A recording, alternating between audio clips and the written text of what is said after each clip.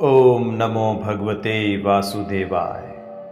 श्रीमद्भागवत महात्म्य चौथा अध्याय गोकर्णोपाख्यान प्रारंभ। सूत जी कहते हैं, मुनिवर, उस समय अपने भक्तों के चित्त में अलौकिक भक्ति का प्रादुर्भाव हुआ देख भक्त वत्सल श्री भगवान अपना धाम छोड़कर वहां पधारे। उनके गले में वनमाला शोभा पा रही थी। श्री अंग सजल जलधर के समान श्याम वर्ण था। उस पर मनोहर पीतांबर सुशोभित था। कटी प्रदेश करधनी की लड़ियों से सुसज्जित था। सिर पर मुकुट की लटक और कानों में कुंडलों की झलक देखते ही बनती थी। वे त्रिभंग ललित भाव से खड़े हुए चित्त को चुराए लेते थे। वक्ष स्थल पर कौस्तुभ मणि दमक रही थी। सारा श्री अंग हरि चंदन से चर्चित था। उस रूप की शोभा क्या कहें। उसने तो मानो करोड़ों कामदेवों की रूप माधुरी छीन ली थी। वे परमानंद चिन्ह मूर्ति मधुराति मधुर मुरलीधर ऐसी अनुपम छवि से अपने भक्तों के निर्मल चित्तों में आविर्भूत हुए। भगवान के नित्य लोक निवासी लीला परिकर उद्धव आदि वहां गुप्त रूप से उस कथा को सुनने के लिए आए हुए थे। प्रभु के प्रकट होते ही चारों ओर जय हो की ध्वनि होने लगी। उस समय भक्ति रस का अद्भुत प्रवाह चला। बार बार अबीर गुलाल और पुष्पों की वर्षा तथा शंख ध्वनि होने लगी। उस सभा में जो लोग बैठे थे उन्हें अपने देह गेह और आत्मा की भी कोई सुधि न रही। उनकी ऐसी तन्मयता देखकर नारद जी कहने लगे, मुनीश्वर गण, आज सप्ताह श्रवण की मैंने यह बड़ी ही अलौकिक महिमा देखी। यहां तो जो बड़े मूर्ख दुष्ट और पशु पक्षी भी हैं, वे सभी अत्यंत निष्पाप हो गए हैं। अतः इसमें संदेह नहीं कि कली काल में चित्त की शुद्धि के लिए इस भागवत कथा के समान मर्त्य लोक में पाप पुंज का नाश करने वाला कोई दूसरा पवित्र साधन नहीं है। मुनिवर, आप लोग बड़े कृपालु हैं। आपने संसार के कल्याण का विचार करके यह बिल्कुल निराला ही मार्ग निकाला है। आप कृपया यह तो बताइए कि इस कथा रूप सप्ताह यज्ञ के द्वारा संसार में कौन कौन लोग पवित्र हो जाते हैं। तब सनकादि ने कहा, जो लोग सदा तरह तरह के पाप किया करते हैं, निरंतर दुराचार में ही तत्पर रहते हैं और उल्टे मार्गों से चलते हैं, तथा जो क्रोधाग्नि से जलते रहने वाले कुटिल और कामपरायण हैं, वे सभी इस कलयुग में सप्ताह यज्ञ से पवित्र हो जाते हैं। जो सत्य से च्युत, माता पिता की निंदा करने वाले, तृष्णा के मारे व्याकुल, आश्रम धर्म से रहित, दंभी, दूसरों की उन्नति देखकर कुढ़ने वाले और दूसरों को दुख देने वाले हैं, वे भी कलयुग में सप्ताह यज्ञ से पवित्र हो जाते हैं। जो मदिरापान, ब्रह्म हत्या, सुवर्ण की चोरी, गुरु स्त्री गमन और विश्वासघात, ये 5 महापाप करने वाले, छल छद्म परायण, क्रूर, पिशाचों के समान निर्दयी, ब्राह्मणों के धन से पुष्ट होने वाले और व्यभिचारी हैं, वे भी कलयुग में सप्ताह यज्ञ से पवित्र हो जाते हैं। जो दुष्ट आग्रह पूर्वक सर्वदा मन, वाणी या शरीर से पाप करते रहते हैं, दूसरों के धन से ही पुष्ट होते हैं तथा मलिन मन और दुष्ट हृदय वाले हैं, वे भी कलयुग में सप्ताह यज्ञ से पवित्र हो जाते हैं। नारद जी, अब हम तुम्हें इस विषय में एक प्राचीन इतिहास सुनाते हैं। उसके सुनने से ही सब पाप नष्ट हो जाते हैं। पूर्व काल में तुंगभद्रा नदी के तट पर एक अनुपम नगर बसा हुआ था। वहां सभी वर्णों के लोग अपने अपने धर्मों का आचरण करते हुए सत्य और सत्कर्मों में तत्पर रहते थे। उस नगर में समस्त वेदों का विशेषज्ञ और श्रोत स्मार्त कर्मों में निपुण एक आत्मदेव नामक ब्राह्मण रहता था। वह साक्षात दूसरे सूर्य के समान तेजस्वी था। वह धनी होने पर भी भिक्षाजीवी था। उसकी प्यारी पत्नी धुंधुली कुलीन एवं सुंदरी होने पर भी सदा अपनी बात पर अड़ जाने वाली थी। उसे लोगों की बात करने में सुख मिलता था। स्वभाव था क्रूर, प्रायः कुछ न कुछ बकवाद करती रहती थी। गृह कार्य में निपुण थी, कृपण थी और थी झगड़ालू भी। इस प्रकार ब्राह्मण दंपति प्रेम से अपने घर में रहते और विहार करते थे। उनके पास अर्थ और भोग विलास की सामग्री बहुत थी। घर द्वार भी सुंदर थे, परंतु उससे उन्हें सुख नहीं था। जब अवस्था बहुत ढल गई, तब उन्होंने संतान के लिए तरह तरह के पुण्य कर्म आरंभ किए और वे दीन दुखियों को गौ, पृथ्वी, सुवर्ण और वस्त्र आदि दान करने लगे। इस प्रकार धर्म मार्ग में उन्होंने अपना आधा धन समाप्त कर दिया, तो भी उन्हें पुत्र या पुत्री किसी का भी मुख देखने को न मिला। इसलिए अब वह ब्राह्मण बहुत ही चिंतातुर रहने लगा। एक दिन वह ब्राह्मण देवता बहुत दुखी होकर घर से निकलकर वन को चल दिया। दोपहर के समय उसे प्यास लगी, इसलिए वह एक तालाब पर गया। संतान के अभाव से दुख ने उसके शरीर को बहुत सुखा दिया था, इसलिए थक जाने के कारण जल पीकर वह वहीं बैठ गया। 2 घड़ी बीतने पर वहां एक सन्यासी महात्मा आए। जब ब्राह्मण देवता ने देखा कि वे जल पी चुके हैं, तब वह उनके पास गया और चरणों में नमस्कार करने के बाद सामने खड़े होकर लंबी लंबी सांसें लेने लगा। सन्यासी ने पूछा, कहो ब्राह्मण देवता, रोते क्यों हो? ऐसी तुम्हें क्या भारी चिंता है? तुम जल्दी ही मुझे अपने दुख का कारण बताओ। ब्राह्मण ने कहा, महाराज, मैं अपने पूर्व जन्म के पापों से संचित दुख का क्या वर्णन करूं? अब मेरे पितर मेरे द्वारा दी हुई जलांजलि के जल को अपनी चिंता जनित सांस से कुछ गर्म करके पीते हैं। देवता और ब्राह्मण मेरा दिया हुआ प्रसन्न मन से स्वीकार नहीं करते। संतान के लिए मैं इतना दुखी हो गया हूं कि मुझे सब सूना ही सूना दिखाई देता है। मैं प्राण त्यागने के लिए यहां आया हूं। संतानहीन जीवन को धिक्कार है, संतानहीन गृह को धिक्कार है, संतानहीन धन को धिक्कार है और संतानहीन कुल को धिक्कार है। मैं जिस गाय को पालता हूं वह भी सर्वथा बांझ हो जाती है। जो पेड़ लगाता हूं उस पर भी फल फूल नहीं लगते। मेरे घर में जो फल आता है वह भी बहुत जल्दी सड़ जाता है। जब मैं ऐसा अभागा और पुत्रहीन हूं, तब फिर इस जीवन को ही रखकर मुझे क्या करना है?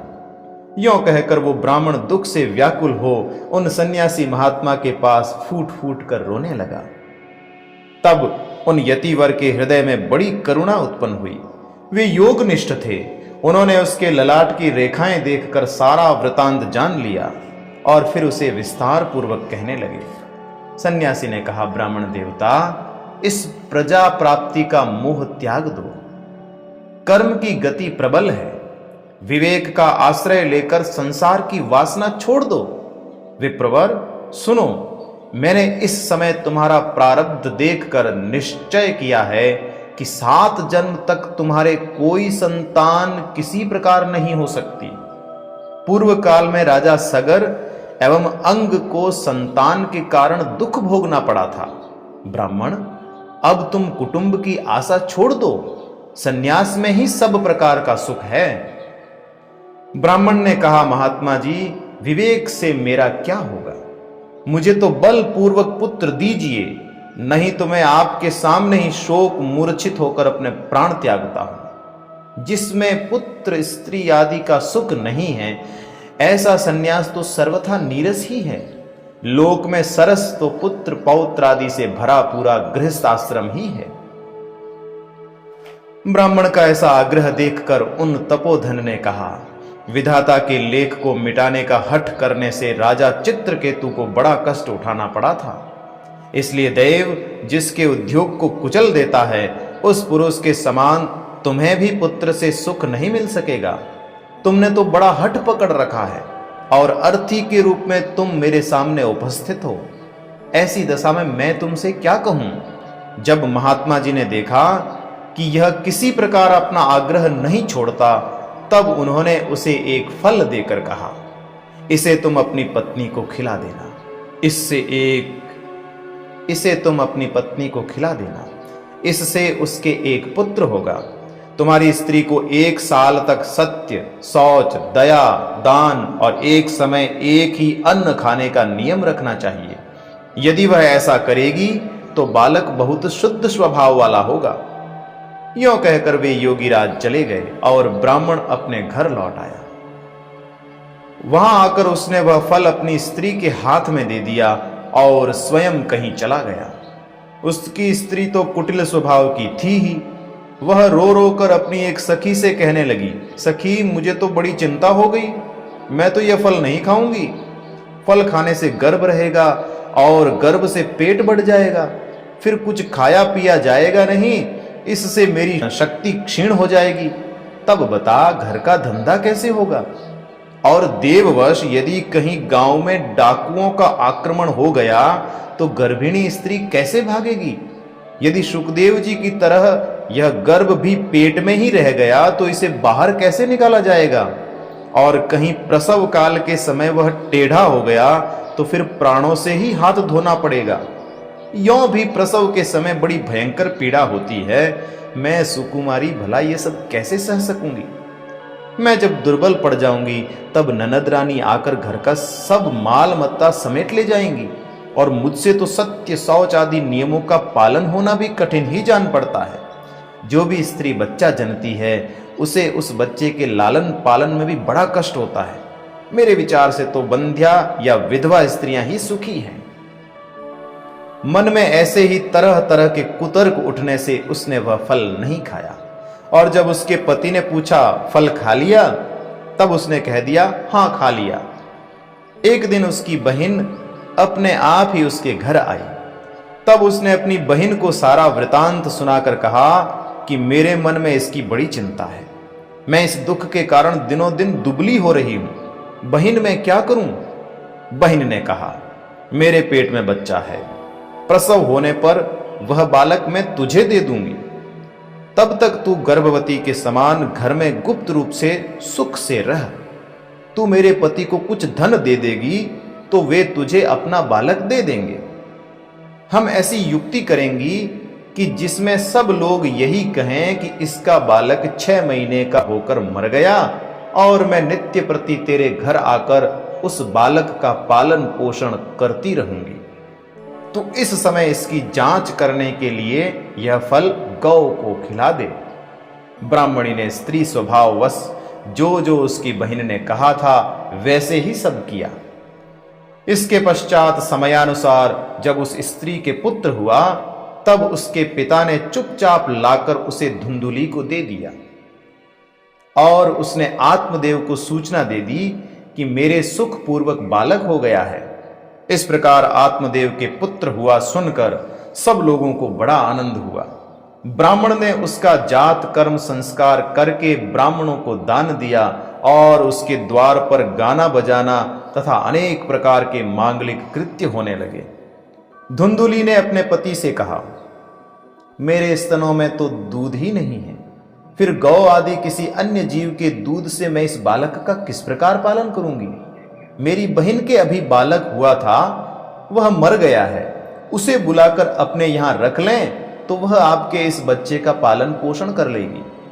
तब पुत्र की रक्षा के लिए आत्मदेव ने वैसा ही किया तथा माता धुंधुली ने उस बालक का नाम धुंधुकारी रखा। इसके बाद 3 महीने बीतने पर उस गौ के भी एक मनुष्य के आकार का बच्चा हुआ। वह सर्वांग सुंदर, दिव्य, निर्मल तथा सुवर्ण की सी कांति वाला था। उसे देखकर ब्राह्मण देवता को बड़ा आनंद हुआ और उसने स्वयं ही उसके सब संस्कार किए। इस समाचार से और सब लोगों को भी बड़ा आश्चर्य हुआ और वे बालक को देखने के लिए आए तथा आपस में कहने लगे, देखो भाई, अब आत्मदेव का कैसा भाग्य उदय हुआ है। कैसे आश्चर्य की बात है कि गौ के भी ऐसा दिव्य रूप बालक उत्पन्न हुआ है। दैव योग से इस गुप्त रहस्य का किसी को भी पता न लगा। आत्मदेव ने उस बालक के गौ के से कान देखकर उसका नाम गोकर्ण रखा। कुछ काल बीतने पर वे दोनों बालक जवान हो गए। उनमें गोकर्ण तो बड़ा पंडित और ज्ञानी हुआ, किंतु धुंधुकारी बड़ा ही दुष्ट निकला। स्नान शौच आदि ब्राह्मणोचित आचारों का उसमें नाम भी न था और न खान पान का ही कोई परहेज था। क्रोध उसमें बहुत बढ़ा चढ़ा था। वह बुरी बुरी वस्तुओं का संग्रह किया करता था। मुर्दे के हाथ से छुआया हुआ अन्न भी खा लेता था। दूसरों की चोरी करना और सब लोगों से द्वेष बढ़ाना उसका स्वभाव बन गया था। छिपे छिपे वह दूसरों के घरों में आग लगा देता था। दूसरों के बालकों को खिलाने के लिए गोद में लेता और उन्हें चट कुएं में डाल देता। हिंसा का उसे व्यसन सा हो गया था। हर समय वह अस्त्र शस्त्र धारण किए रहता और बेचारे अंधे और दीन दुखियों को व्यर्थ तंग करता। चांडालों से उसका विशेष प्रेम था। बस हाथ में फंदा लिए कुत्तों की टोली के साथ शिकार की टोह में घूमता रहता। वेश्याओं के जाल में फंसकर उसने अपने पिता की सारी संपत्ति नष्ट कर दी। एक दिन माता पिता को मार पीट कर घर के सब बर्तन भांडे उठा ले गया। इस प्रकार जब सारी संपत्ति स्वाहा हो गई, तब उसका कृपण पिता फूट फूट कर रोने लगा और बोला, इससे तो इसकी मां का बांझ रहना ही अच्छा था। कुपुत्र तो बड़ा ही दुखदाई होता है। अब मैं कहां रहूं, कहां जाऊं? मेरे इस संकट को कौन काटेगा? हाय, मेरे ऊपर तो बड़ी विपत्ति आ पड़ी है। इस दुख के कारण अवश्य मुझे एक दिन प्राण छोड़ने पड़ेंगे। उसी समय परम ज्ञानी गोकर्ण जी वहां आए और उन्होंने पिता को वैराग्य का उपदेश करते हुए बहुत समझाया। वे बोले, पिताजी, यह संसार असार है। यह अत्यंत दुख रूप और मोह में डालने वाला है। पुत्र किसका, धन किसका? स्नेहवान पुरुष रात दिन दीपक के समान जलता रहता है। सुख न तो इंद्र को है और न चक्रवर्ती राजा को ही। सुख है तो केवल विरक्त एकांत जीवी मुनि को। यह मेरा पुत्र है, इस अज्ञान को छोड़ दीजिए। मोह से नरक की प्राप्ति होती है। यह शरीर तो नष्ट होगा ही, इसलिए सब कुछ छोड़कर वन में चले जाइए। गोकर्ण के वचन सुनकर आत्मदेव वन में जाने के लिए तैयार हो गया और उनसे कहने लगा, बेटा, वन में रहकर मुझे क्या करना चाहिए? यह मुझसे विस्तार पूर्वक कहो। मैं बड़ा मूर्ख हूं। अब तक कर्मवश स्नेह पास में बंधा हुआ अपंग की भांति इस घर रूप अंधेरे कुएं में ही पड़ा रहा हूं। तुम बड़े दयालु हो, इससे मेरा उद्धार करो। गोकर्ण ने कहा, पिताजी, यह शरीर हड्डी, मांस और रुधिर का पिंड है। इसे आप मैं मानना छोड़ दें और स्त्री पुत्र आदि को अपना कभी न माने। इस संसार को रात दिन क्षण भंगुर देखें। इसकी किसी भी वस्तु को स्थायी समझकर उसमें राग न करें। बस एकमात्र वैराग्य रस के रसिक होकर भगवान की भक्ति में लगे रहें। भगवद जन ही सबसे बड़ा धर्म है। निरंतर उसी का आश्रय लिए रहें। अन्य सब प्रकार के लौकिक धर्मों से मुख मोड़ लें। सदा साधु जनों की सेवा करें। भोगों की लालसा को पास न फटकने दें तथा जल्दी से जल्दी दूसरों के गुण दोषों का विचार करना छोड़कर एकमात्र भगवत सेवा और भगवान की कथाओं के रस का ही पान करें। इस प्रकार पुत्र की वाणी से प्रभावित होकर आत्मदेव ने घर छोड़ दिया और वन की यात्रा की। यद्यपि उसकी आयु उस समय 60 वर्ष की हो चुकी थी, फिर भी बुद्धि में पूरी दृढ़ता थी। वहां रात दिन भगवान की सेवा पूजा करने से और नियम पूर्वक भागवत के 10वें स्कंध का पाठ करने से उसने भगवान श्री कृष्णचंद्र को प्राप्त कर लिया। ओम नमो भगवते वासुदेवाय।